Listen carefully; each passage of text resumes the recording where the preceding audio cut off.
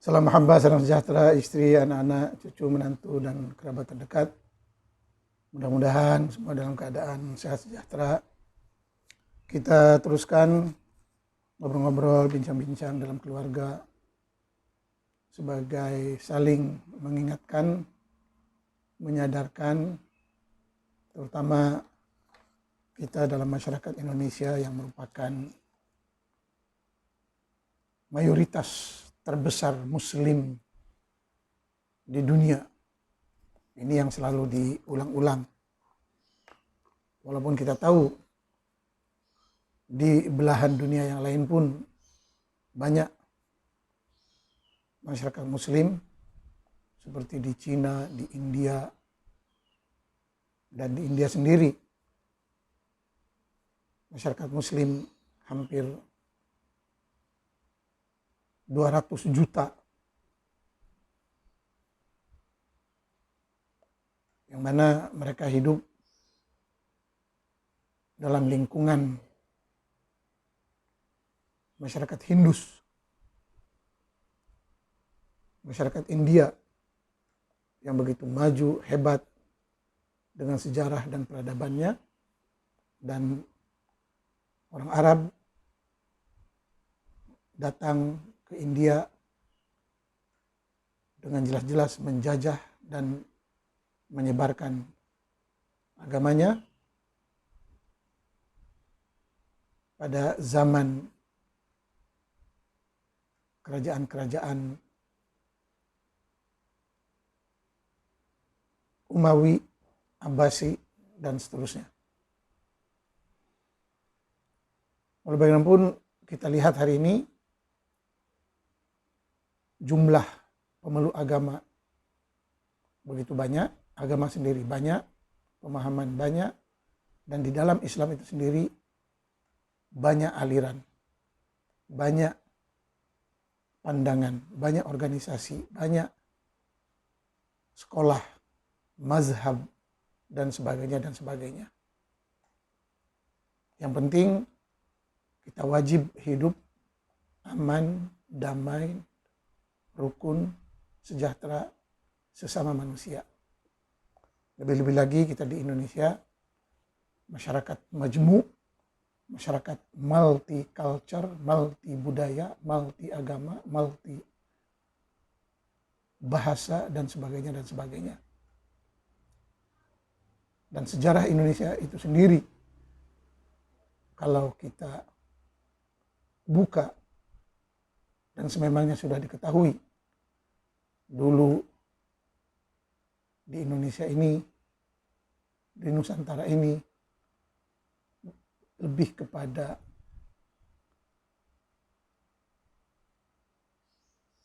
mayoritas Hindu Buddha.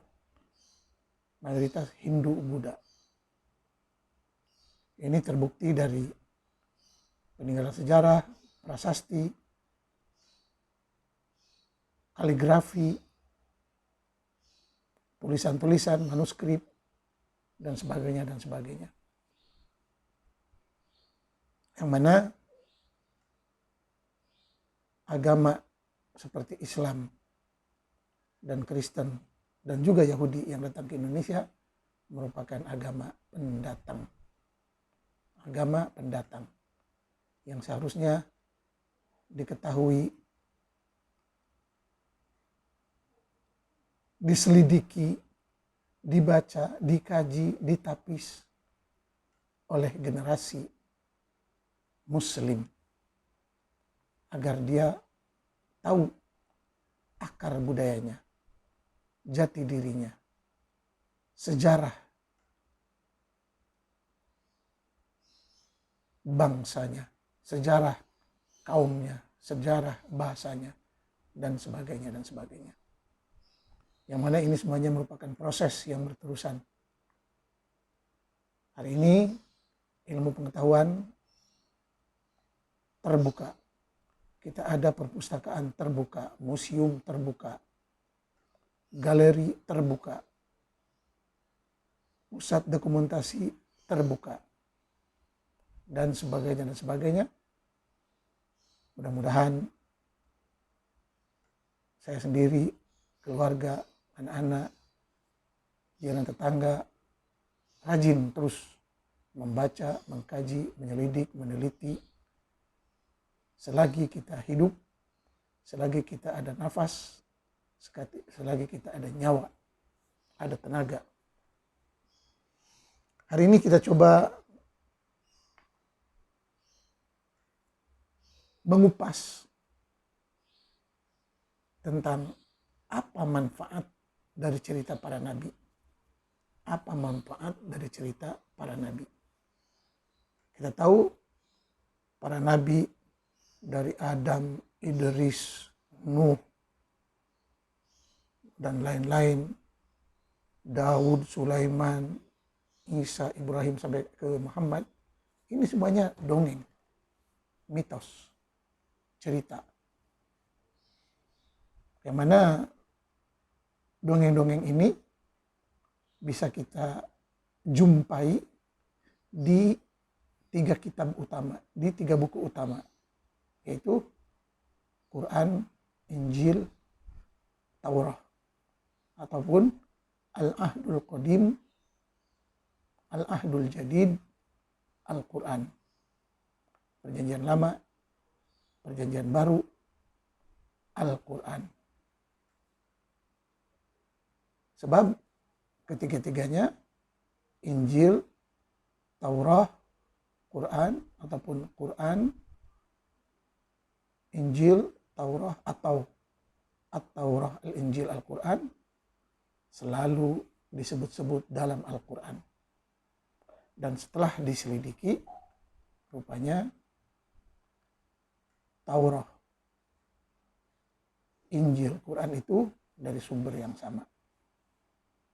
Hal ini dalam Quran sendiri banyak disebut, seperti ayat wa min qablihi kitabu Musa imamau wa rahmah. Silakan dicari ayat ini di Al-Quran. Rupanya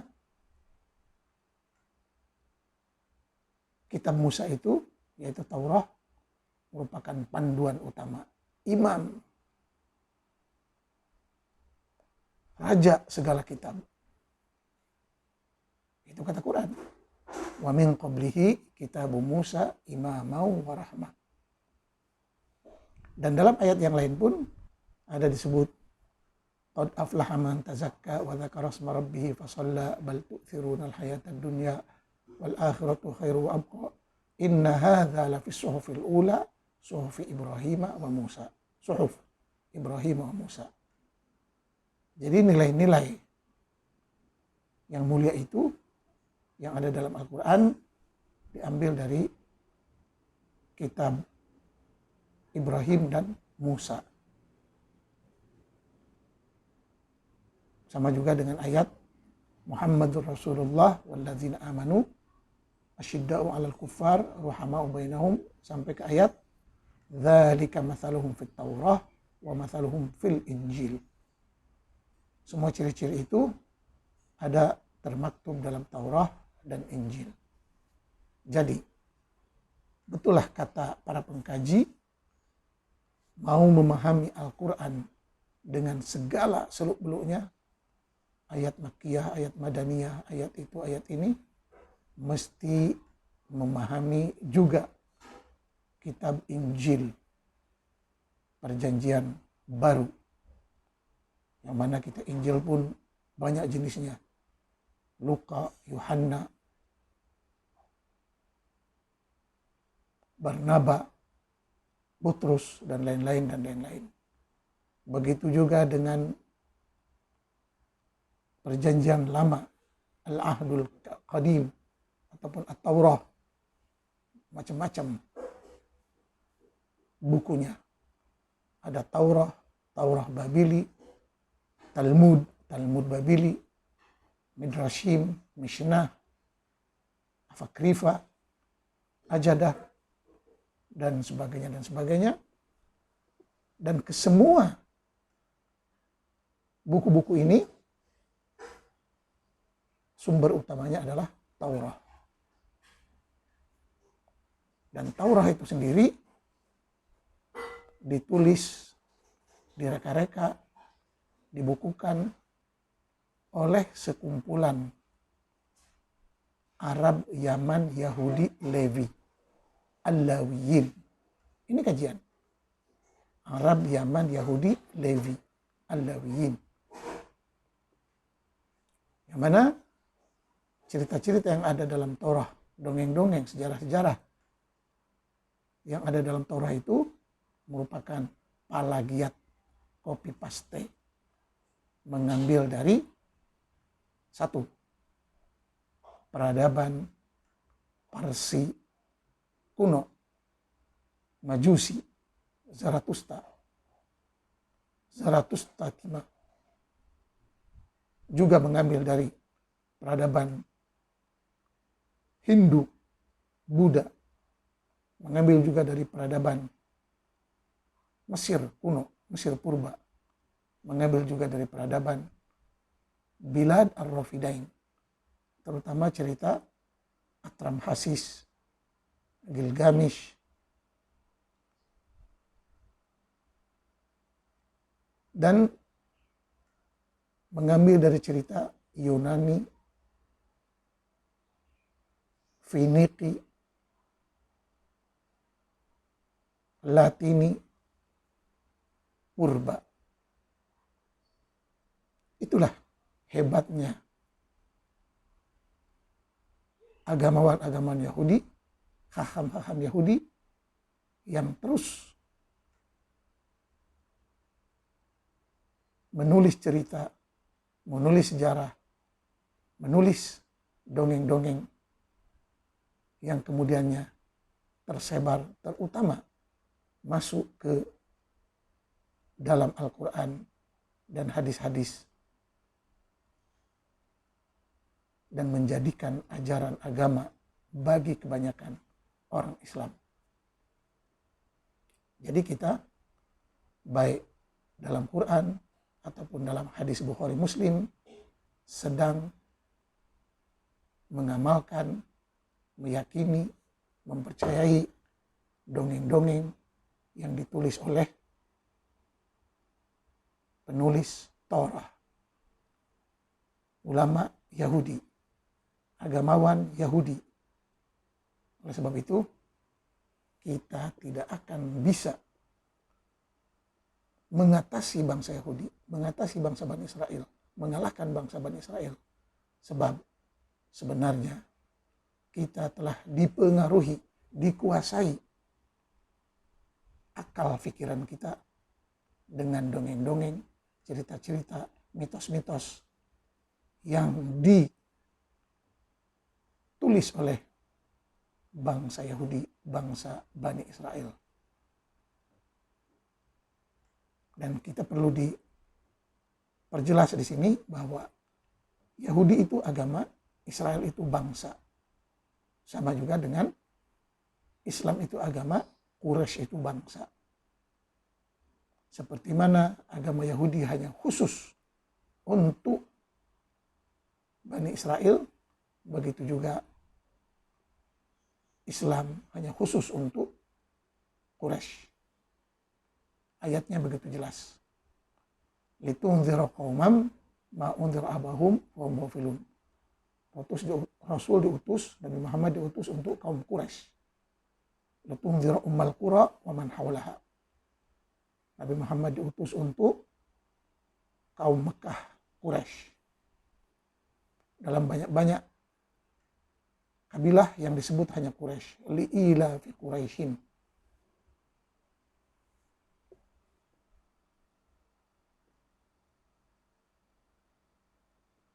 Sama juga dengan ayat laqad ja'akum rasulun min anfusikum.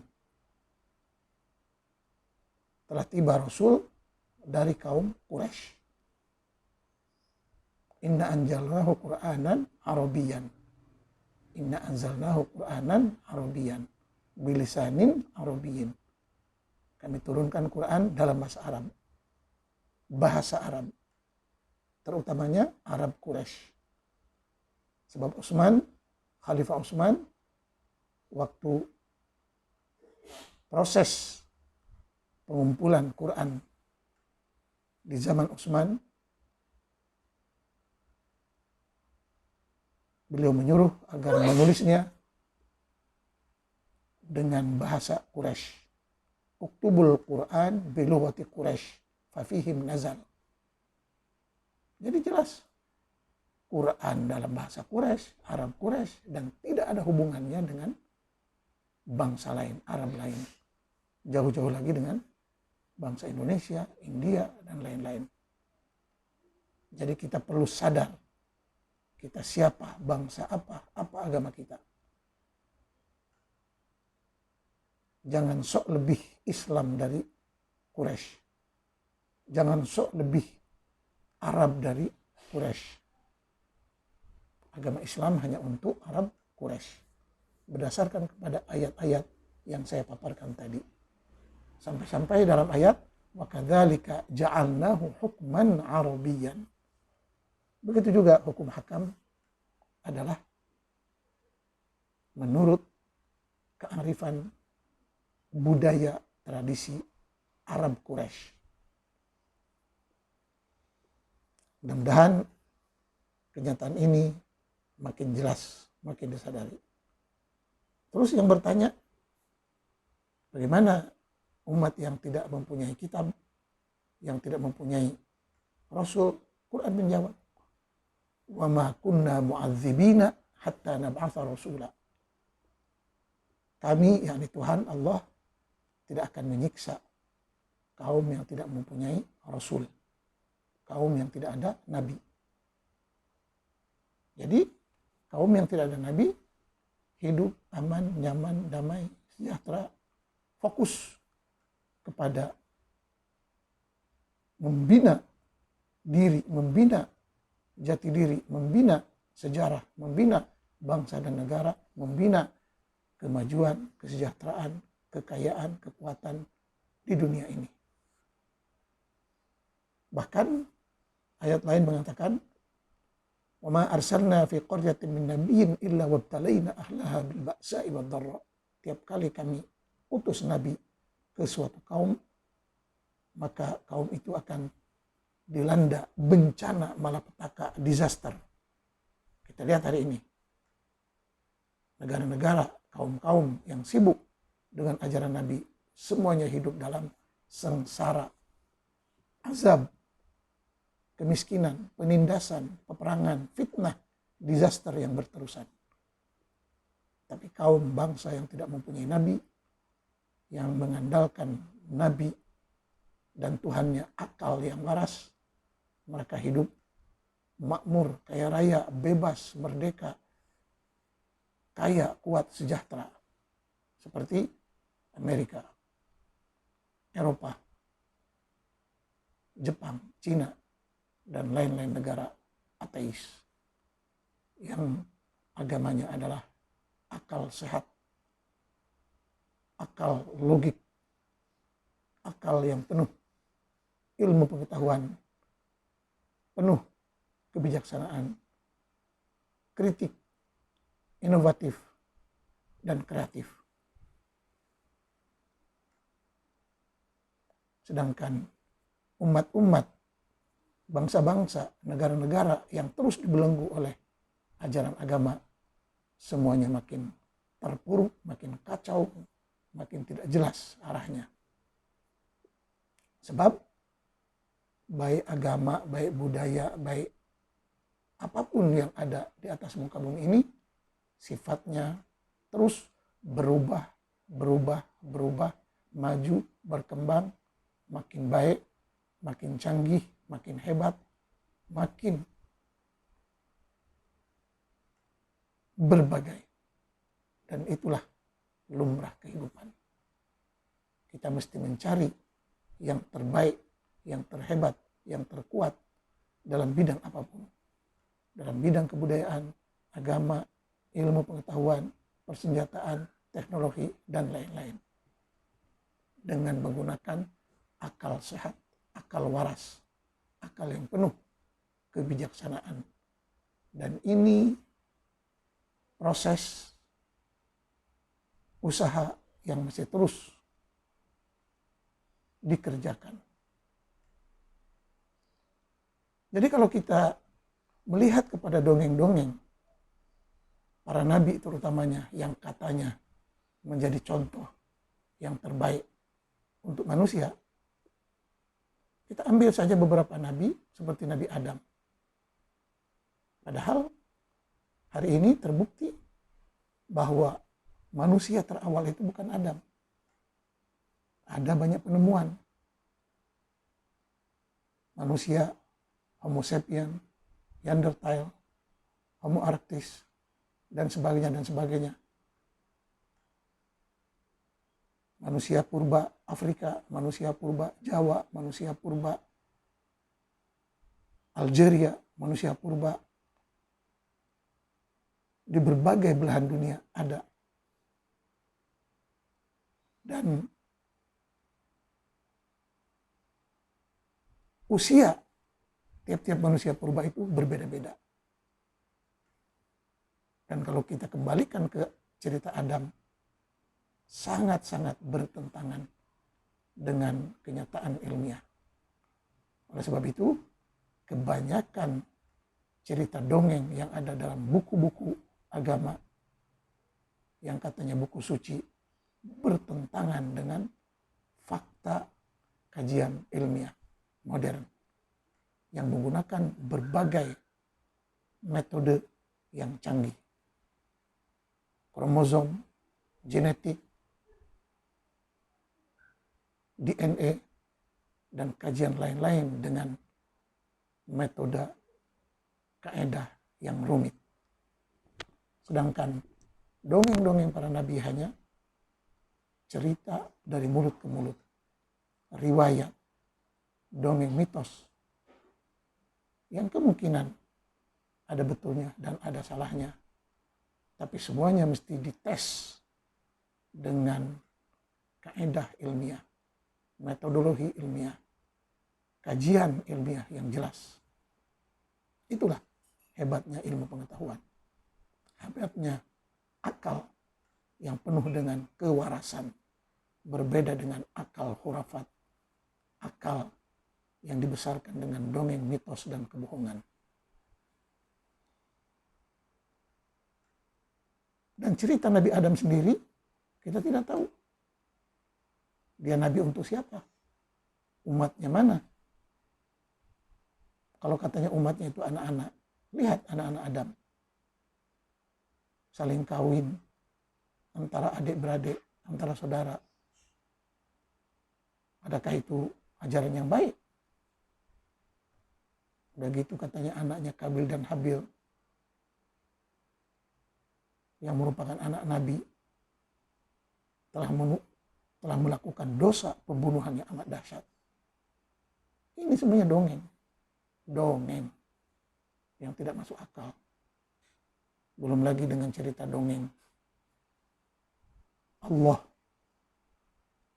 ngobrol-ngobrol kumpul dengan malaikat, setan, manusia dalam ayat wa idh qala rabbuka lil malaikati inni ja'ilun fil ardi khalifah qalu ataj'alu fiha man yufsidu fiha wa yasfiku ad-dima wa nahnu nusabbihu bihamdika wa nuqaddisu lak qala inni a'lamu ma la ta'lamun.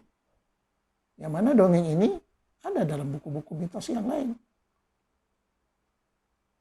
Bagaimana seorang Tuhan yang merupakan raja segalanya bisa ngobrol-ngobrol dengan malaikat yang katanya mereka patuh pada Tuhan tapi membantah.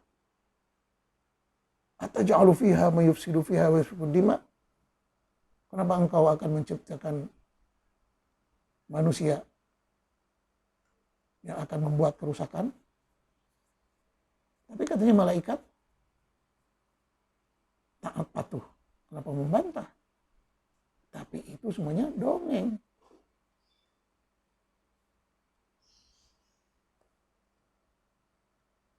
Disitulah kalau yang dikatakan Adam sebagai contoh pun, contoh dari segi apa? Mendidik anak gagal, kakak dengan adik berbunuhan, belum lagi sesama saudara kawin. Yang mana itu merupakan sumbang muhrim. perkawinan antara ataupun sesama saudara yang diharamkan. Dan itu dongeng yang telah merusak orang-orang yang percaya pada dongeng itu. Hari ini kita menyaksikan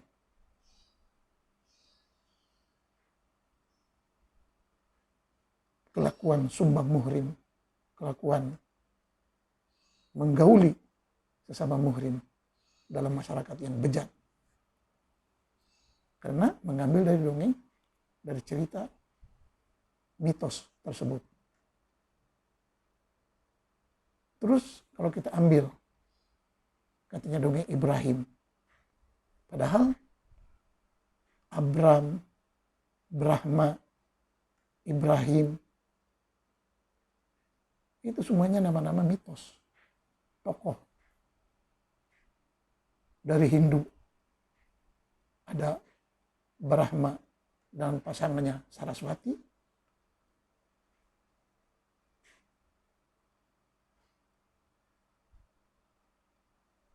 Pindah ke dongeng Yahudi menjadi Ibrahim dan Saraya. Pindah ke Islam menjadi Ibrahim dan Siti Sarah. Dari nama pun kita bisa lihat dari mana asal usul cerita Brahma, Abraham, Ibrahim.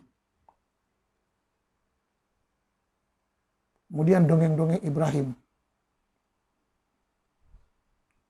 yang dia telah menghancurkan berhala-berhala, patung-patung.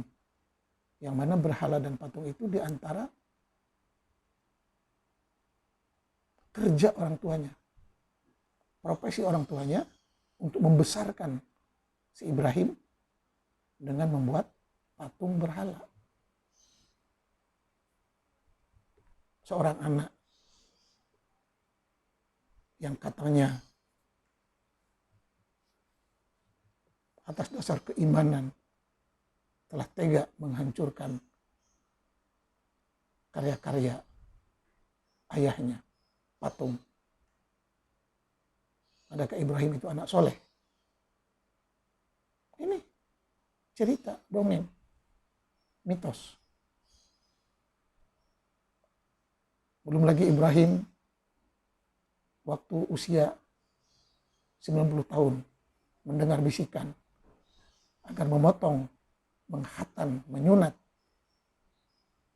kemaluannya sebagai janji untuk mendapatkan tanah Orshalim, Baitul Maqdis ataupun Palestina pada hari ini.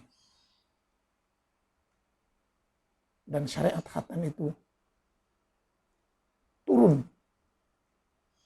ke anak-anak muslim yang tidak berdosa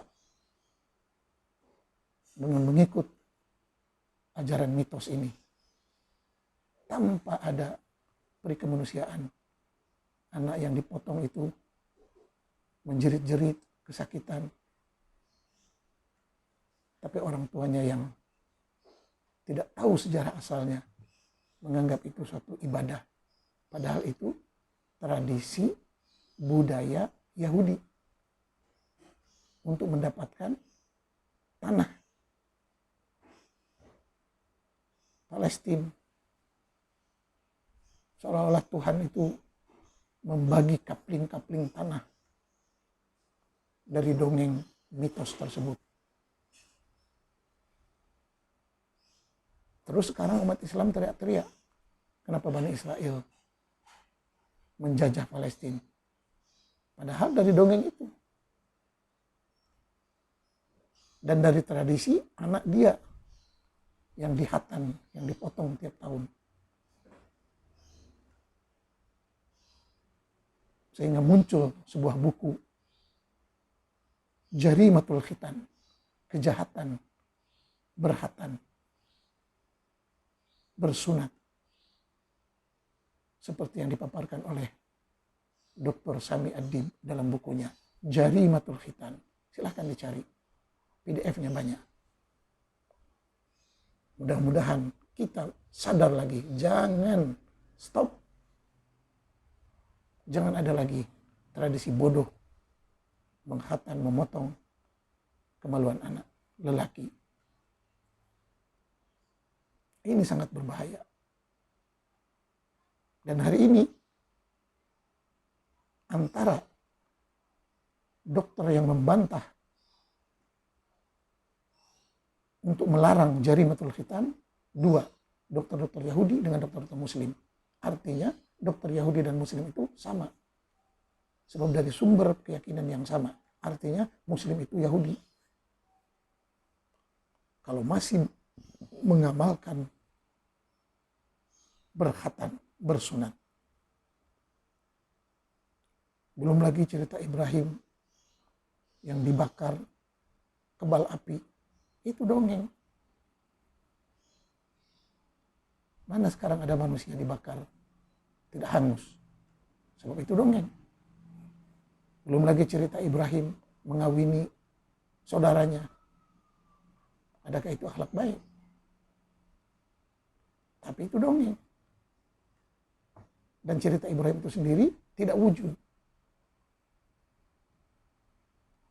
Seorang Ibrahim itu tidak wujud dalam bentuk apapun. Hanya dalam bentuk cerita mitos. Belum lagi katanya Ibrahim membangun Ka'bah. Sedangkan kalau ada pun Ibrahim itu hanya ada di utara. Antara Irak dan Palestina. Dan mustahil dia akan sampai ke Mekah. Sebab itu hanya mitos. Dan Mekah dan Ka'bah itu sendiri dari dongeng mitos. Dongeng yang direka-reka oleh bangsa Bani Israel, Yahudi. Yang hari ini mereka mengklaim bahwa tempat-tempat yang disebut tokoh-tokoh Yahudi di situ itulah milik Bani Israel, Yahudi. Jadi dengan menyebut Yusuf ada di Mesir, Musa ada di Mesir, Ibrahim membangun Ka'bah, itu semuanya telah diklaim hari ini oleh bangsa Yahudi, oleh bangsa Bani Israel dari cerita dongeng mitos itu. Oleh sebab itu berjanji bangsa Yahudi, bangsa Bani Israel untuk menguasai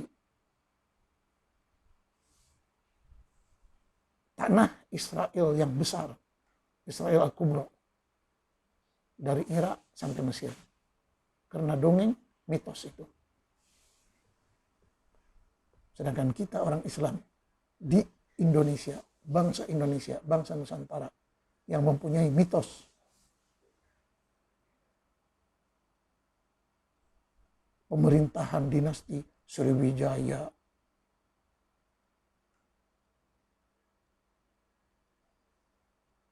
dan mitos yang ada dalam kitab Galigo, dan mitos Sundalen, dan mitos yang lain-lain. Tidak pernah membentuk masyarakatnya, rakyatnya, bangsanya untuk berusaha menguasa seperti yang dilakukan Bani Israel sekarang. Dan ajarannya yaitu Quran yang merupakan duplikat dari Taurat sedang kita baca, sedang kita ulang-ulang, sedang kita hafal. Maka kita akan terus berada dalam cengkaman, genggaman Bani Israel, Yahudi. Silahkan. Kalau masih belum sadar. Itu mitos Yahudi. Ibrahim. Juga dengan dongeng Nabi Musa. Hari ini tidak bisa dibuktikan di mana kewujudan Musa.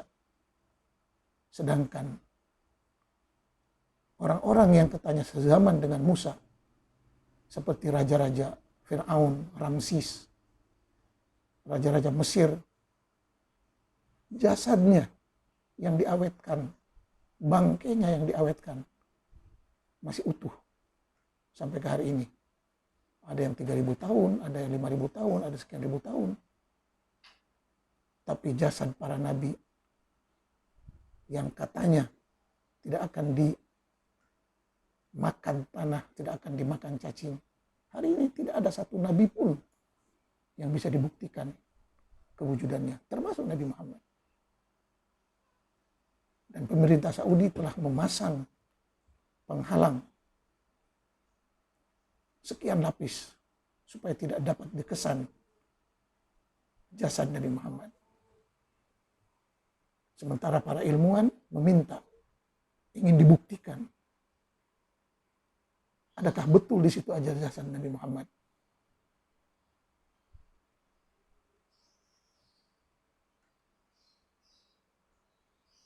Tapi negara Saudi sendiri menolak. Sebab akan terbongkar. Tidak ada sejarah Nabi Muhammad sendiri masih bercampur aduk, bersimpang siur. Quran kata begini, hadis kata begini, sejarah kata begini. Para penyair sejamannya berkata begini. Berbagai pandangan, berbagai cerita, mitos tentang Nabi Muhammad. Dan hari ini sedang dikaji, sedang diusahakan kesahihan setiap mitos. Dan kebanyakannya memang hanya sekedar mitos, dongeng yang diulang-ulang. Dan kebohongan yang diulang-ulang bisa menjadi kebenaran. Dari cerita Musa, bayangkan. Katanya dia pernah di Mesir. Padahal mengikut sejarah kuno Mesir, tidak pernah ada bukti-bukti Musa di sana. Sama juga dengan membelah lautan dengan tongkat. Nggak ada laut mana yang dibelah tongkat. Dan itu dongeng, mitos. Apa teknologi yang digunakan dalam membelah laut? Kalau hanya dongeng, mitos. Sebab dongeng mesti menceritakan hal-hal yang aneh-aneh.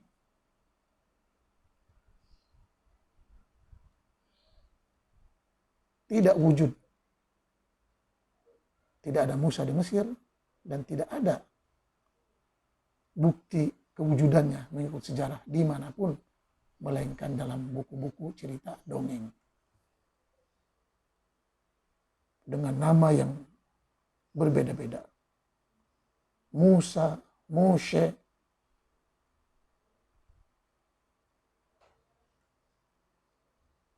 adakah nama itu berasal dari bahasa Kipti,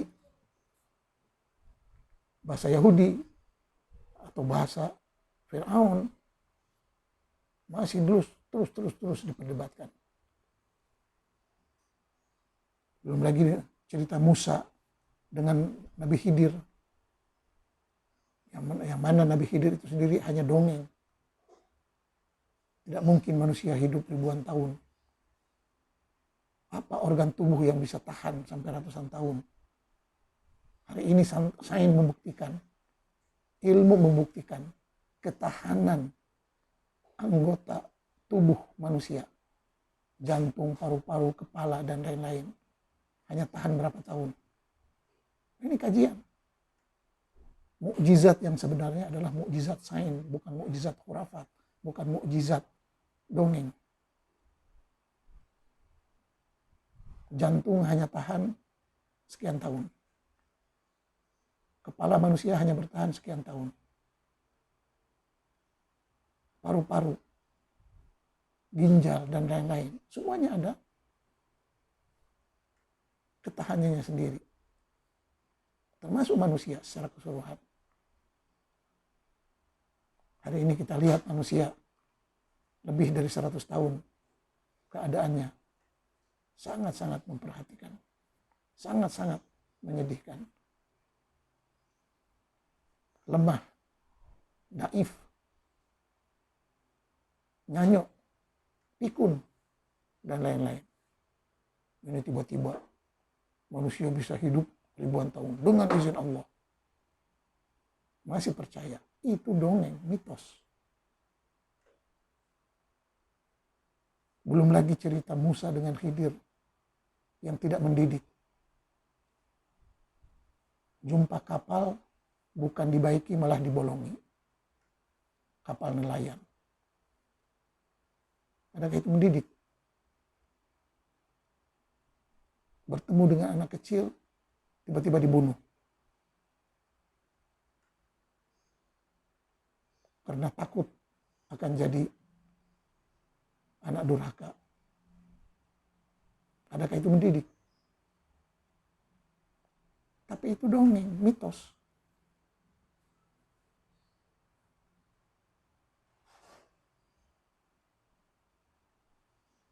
Dan banyak cerita-cerita mitos yang ada dalam buku-buku yang katanya kitab suci yang dibaca tiap hari di masjid-masjid dengan tidak dipahami dan tidak tahu sejarahnya, maka kita terus dalam kebodohan.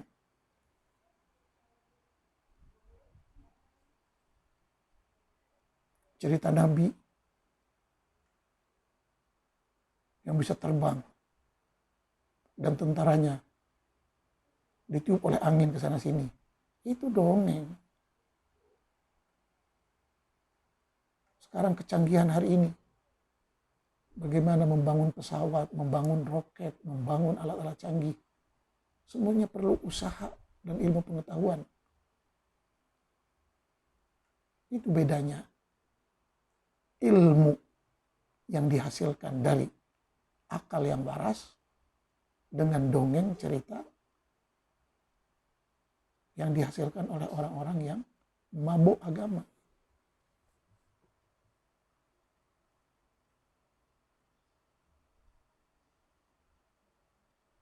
Ada nabi yang kerjanya kawin sampai 99 istri. Apa kerja dia? Kapan dia mau dakwah? Tapi itu mitos. Tidak perlu ditiru. Begitu juga dengan dongeng yang direka-reka untuk Nabi Muhammad. Semuanya ada. Contoh Nabi Muhammad kawin dengan Aisyah yang usianya 6 tahun, menjadi perdebatan yang luar biasa. Padahal itu dongeng. Nabi Muhammad Isra Mi'raj, naik ke langit, itu dongeng. Apa peralatan yang dipakai? Hari ini mau meluncurkan, launching roket itu roket ini, pesawat itu pesawat ini.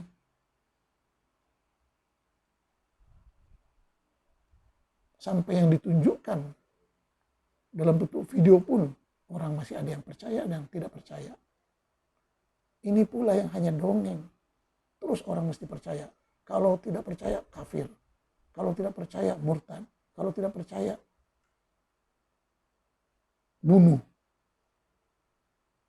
Ini bentuk-bentuk tindakan yang dungu, yang memperbodoh diri sendiri, yang tidak menghargai akal yang sehat. Begitulah dongeng-dongeng para nabi yang tidak masuk akal. Seperti nabi yang minta mengeluarkan seekor unta dari bukit, yang mana unta itu bisa mengasih susu, bisa mengasih air susu pada satu negerinya, satu perkampungannya. Itu dongeng. Ada pula burung bisa bercakap, pohon bisa bercakap, semut bisa bercakap, itu semua dongeng, mitos. Hari ini semuanya bisa dibuktikan dengan sains dan teknologi. Mana ada burung, mana ada binatang bisa ngomong, mana ada pohon bisa ngomong. Belum lagi dengan cerita membelah bulan.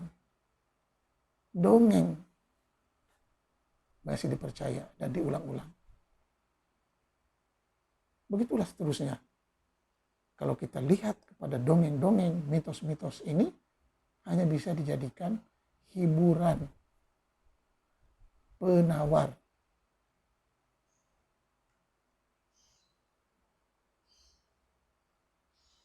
Untuk orang-orang yang linglung, orang-orang yang sakit, terutama orang-orang yang sakit jiwa dan mentalnya. Tapi dongeng-dongeng ini tidak pernah membangun akhlak, membangun peradaban, membangun karakter yang baik. Bahkan dari dongeng-dongeng ini, dari mitos-mitos ini, lebih banyak mendatangkan madarat, bahaya, racun, daripada membawa manfaat. Mudah-mudahan kita makin sadar dan bisa membedakan antara mukjizat yang sebenar dengan mukjizat yang palsu. Mukjizat sains dan teknologi hasil dari akal, logika, tangan-tangan yang penuh kearifan dan kebijaksanaan, dan bisa membedakan dongeng-dongeng mitos yang hanya merupakan hayalan dan kebohongan semata. Dan ini perlu proses. Semoga bermanfaat. Sekian, wassalam.